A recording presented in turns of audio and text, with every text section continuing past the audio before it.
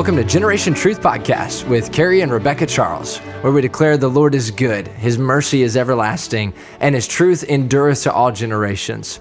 We're so excited to have back with us for part 2 of how to reach the public school system with the gospel of Jesus Christ with Brother Chris Hill. He's the pastor at Eastside Baptist Church in Mebane, North Carolina, and he's brought some campers up to the Edge Christian Camp this week to actually enjoy camp with us, and we figured we'd pull him aside, pepper him with questions.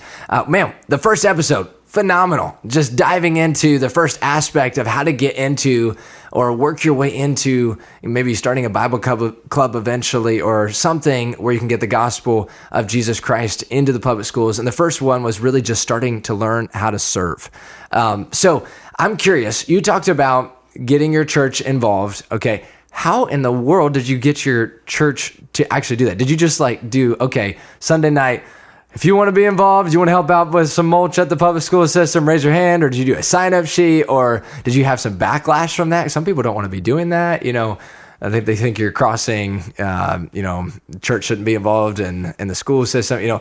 How'd your church respond to that? My church responded amazingly. I have an amazing group of people. I'm very blessed. They love to work and they love to serve. And so when there was an opportunity that popped up, they jumped in it. And the biggest thing that has helped me, I read a book a long time ago, and what he talked about was find the right seat on the bus for people. And so I have some people that love to do food. So next week we're feeding 200 football players a hot dog meal. And so there's a crew that wants to do that. But then I have people that love to work outside. And so, so it's really, when I say this is the group we're serving and how we're serving them, that team will say, I want to be a part of that. And they'll sign up and they'll jump in. And so they love the fact that we're serving, and they love being a part of it, and they support it financially, and they support it with their time. I'm very blessed to have them, because without their help, there's no way that we could do it. It's not possible. I mean, it's huge. It's huge, especially if you're trying to get in so many public schools at one time. And we even talked about this. You said really the last episode, this is more, you just started trying to get into an elementary school. You haven't even gotten to middle school and high school, or we haven't talked about that yet. You've been working on that, but is there any difference? Did you do anything different for the middle school or high schools? For middle school and high school, sports was my avenue to get into all of those. Okay. I started with our high school. I called the head coach and I just asked him, how can we serve you? And he said, I'd love a chaplain on the sideline. And I don't know anything about football, but I said, I'll be there. And so I just was on the sideline every JV, every varsity game. Then they started letting me in the locker room. Then they started letting me into practice. And it's like little by little, it's opening up more and more. Yeah. And then from when I got into the football team, I asked one of the other chaplains that was there, said, how else can we serve? And he said, have you ever played softball? I said, no, sir, I've not. He said, well, you're our new softball coach at the middle school. Oh my goodness. So then I was an assistant coach for 2 years at the middle school, and I had to learn softball, but it really got me into the school system in the middle school and the high school, because now I know the coaches. Now I'm one of the coaches, and so and I know all the kids, and so it really opened up the door, because I went in now as an employee, a part-time employee, but I went in, and so then that opened up to FCA. So I started having conversations like, how do we get more kids to FCA? All of my softball kids. What is FCA? Fellowship of Christian Athletes. Okay, yeah. And so most schools have that. And if they don't, it's pretty easy to start. Okay. And there's regional directors that can help you with it. And so we started finding those and just trying to get the kids into it. With our softball team, we started doing devotions every day.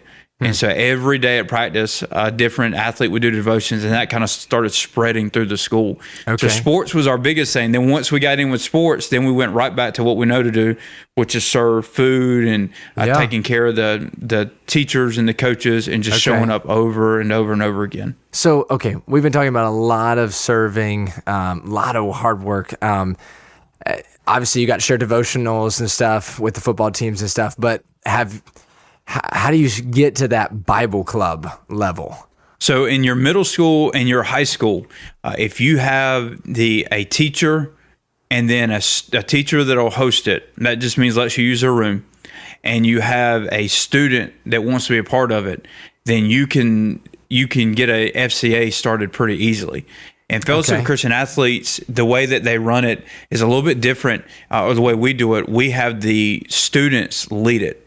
And so every year I've got student leaders that I meet with over the summer, and we discuss what devotions we're going to give. We train them on how to give the devotions. And so then we're there to support. So even if at my schools, they decided tomorrow I couldn't come in, I have student leaders that'll run the Bible clubs without me. That's obviously not ideal, but we know at some point that could happen. And so FCA runs through your students, and we support them to keep it moving. So let's say I'm just being, I guess, getting down to the barrel, bottom of the barrel. Let's say it's a church. Their pastor is listening to this podcast episode. He's thinking, okay, that's great, but how in the world? I don't even have a teacher that's in the public school. I don't even know. We don't have any kids in our church that are from the public school. Would you say that in order to make that connection, I guess one of the best ways would be if you can get with the football team or the athletics program and work your way in, then you start to get to know some of the students. If they get saved, then you start training them, and then that kind of works your way in, or? Yeah, I did it two different ways. One is that way. I started at the football team and the softball. So then you start to pick up. You can tell when you're serving as a chaplain for the football team which coaches are interested and which ones are not. Sure. And then you just approach them directly. For one of my other areas, I didn't have a lot of middle school boys, so I went to the public rec. And I said, hey, could I coach a middle school boys basketball team? And so then they gave me 10 middle school boys. And then from them, I began to try to minister. And I found a kid who's went to a school who got me in touch with a teacher. And that's how we started a Bible club. Wow. And so it's just finding our different routes. Yes. And so we coach basketball, we coach softball, and we coach soccer. And that we've got kids through that, and that's how I get into schools that I don't know anybody. So you're coaching all three of those, or? Yes, because it's 3 different seasons, and so so you're doing one at a time. We're always coaching some type of team that gets me in touch with young people that are not in church and that I don't know. So how are you doing that with you're a pastor. Your church is not huge, but it's a decent sized church. How do you do that? I know you got to be intentional with your time and everything, but I'd imagine you've got so much going on at church already. How do you make that work with your schedule? It's a priority for us. One of the things that we do when we go to coach a team is I either take kids or take young adults from my church to be my assistant coaches. Or I find parents that I'm trying to win to Christ, and I ask them to be my assistant coach. That is good. I normally have 2 assistant coaches on each team. That one's normally athletics and one is organization. So then my job is just to love on the kids and try to get them to Jesus. And goodness, that is so but good. Then that gets me in. So there's a school right now that I'm trying to get into. In our youth group now, we've got 3 kids that are from there. And then in my sports teams, I have 4 kids that go there. So all 7 of these kids now are trying to get me into that school for FCA. And so they're talking to teachers. They're now my spies to find out what teacher is going to say yes to me if I go up and approach them. And so it's just finding your route to get in there. And then if really with school ministry, you have to decide if it's going to take 6 months or 20 years. I'm just in for however long it takes. Wow. And so sometimes it goes fast, sometimes it goes slow. Takes commitment. Okay, man. So really, based off of last episode and this episode, I think, would you say the biggest things that for you guys that you've learned through this would probably be, definitely serving or service. Then number 2 would be commitment. That's a huge part. And then maybe number 3, taking time with people. And if you can do those 3 things, and just stay the commitment part in the middle. Schools are so used to people saying they're going to do stuff and then not doing it. Wow. And so we try to make sure we don't overcommit because we don't want them to look at us and think they're like everybody else. Yes. Yeah. But when we commit to something, we commit to it, and we try to be there every time and never miss. And so we've been blessed to have people to help us with it. Yeah, man. So that is, wow. Honestly, if I was a lost person, I would probably be watching a lot of Christians or people that claim to be Christians, and you go to ask them to do something, and commitment nowadays is just, it's used so flippantly. People don't commit like they're supposed to. We're all guilty of that. We all struggle with that. But when they can actually see it and see you follow through. That makes such a big difference. So if you're listening to this podcast episode 2, this is part 2 of how to reach the public school system with the gospel of Jesus Christ, how to get in there.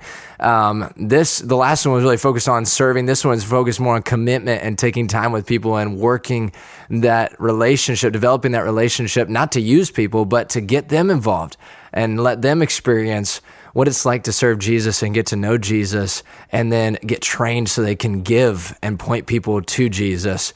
Wow, so amazing. We're going to do a part 3 for this and really talk about how you as students, maybe you're a teenager listening to this, or a young person in elementary school, how you can get involved with this and work with your pastor on starting maybe a Bible club or something else, how to reach the public school system with the gospel of Jesus Christ, because that's the only thing that's going to change a person's life. Let's get to know that truth so we can live the truth, so we can give the truth, because God's truth endureth to all generations.